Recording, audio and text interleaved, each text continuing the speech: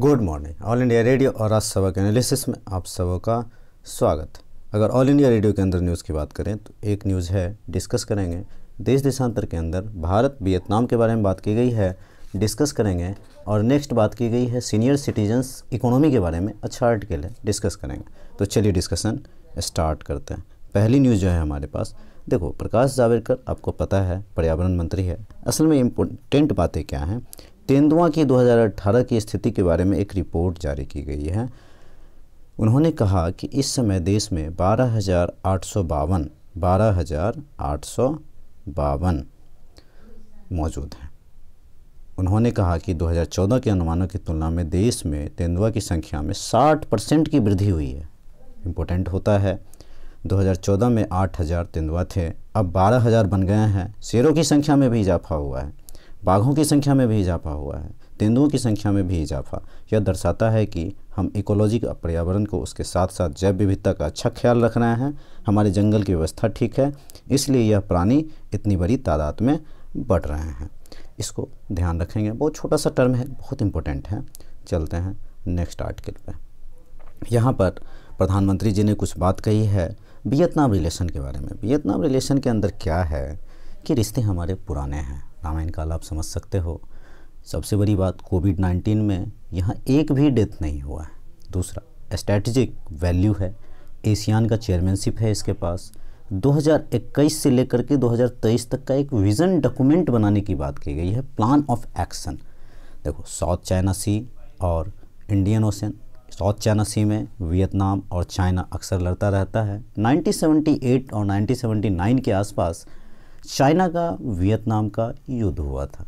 इस युद्ध में क्या हुआ, वियतनाम जीता था, तो इसकी मनोबल शक्ति बहुत बढ़ गई थी। भारत के संदर्भ में बात करें तो सामरिक दृष्टि से देखें तो कॉपरेशन जो एक्सक्लूसिव इकोनॉमिक जोन के अंदर है, चीन जो है जो परेशान करता है इस साउथ चाइना सी में, तो भारत यहाँ पर स्ट्रेटेजिक पार्टनर बन सकता है।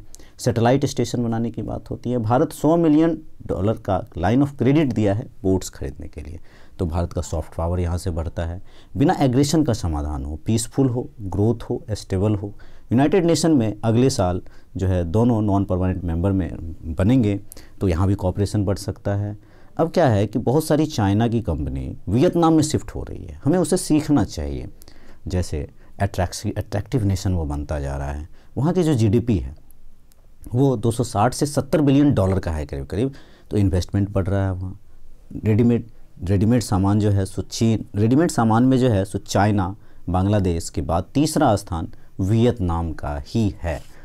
तीसरी बात करें तो हम जो भारत आत्मनिर्भर भारत की बात करता है, इन्वेस्टमेंट बढ़ाए और वैल्यू चेन अगर करे तो शायद आगे बढ़ सकता है। देखो वियतनाम क्या करता है कि चाइना से फैब्रिक लेता है और अंडर गारमेंट्स वगैरह बना करके बेचता है, तो इस तरह से सीख सकता है भारत। कॉफ़ी कल्टीवेशन में, एग्रीकल्चर में आप कह सकते हो कि टाटा ने वहाँ कोलैबोरेशन किया है, तो भारत में भी इसको बनाया जाता है। और इंडो पैसिफिक तो आपको पता ही है, वो कोलैबोरेशन बहुत ही ज़्यादा मायने रखता है। चलते हैं नेक्स्ट आर्टिकल पे। नेक्स्ट आर्टिकल की बात करें तो यहाँ पर देखो क्या है कि एक मिनट, ये पेट्रोकेमिकल्स वगैरह में वो पुराना वाला वियतनाम के अंदर की बात है। तो यहाँ पर क्या है कि हाँ बता रहा हूँ, एक बड़ी आबादी को स्वस्थ रखना। हमारे जो सीनियर सिटीजन हैं, एक मौजूदा वक्त भारत में वरिष्ठ नागरिक सीनियर सिटीजन 134 मिलियन है, जो तेज़ी से बढ़ रही है। एक रिपोर्ट के मुताबिक 30 साल बाद देश में वरिष्ठ जो सीनियर सिटीजन है 2001 बहुत बढ़ जाएगी। 2011 में 104 मिलियन था, अभी 134 है, और 2050 तक 300 मिलियन होने की उम्मीद है।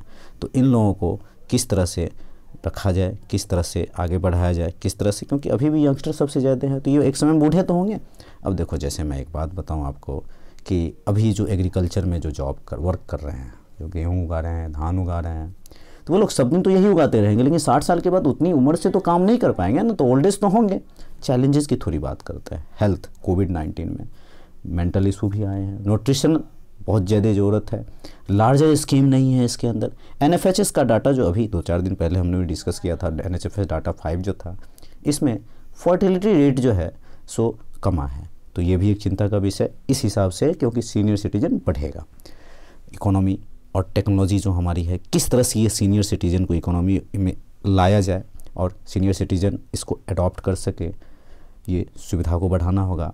ये सरकार की जो कमेटी है कुछ करेगी। एलोकेशन की ज़रूरत है, लास्ट माइल तक ले जाना है तो वर्क तो करना होगा। स्मार्ट सिटीज़ का जो कॉन्सेप्ट है, लेकिन स्मार्ट सिटीज़ में ओल्ड एज को किस तरह से रखा जाए इसका कॉन्सेप्ट नहीं है।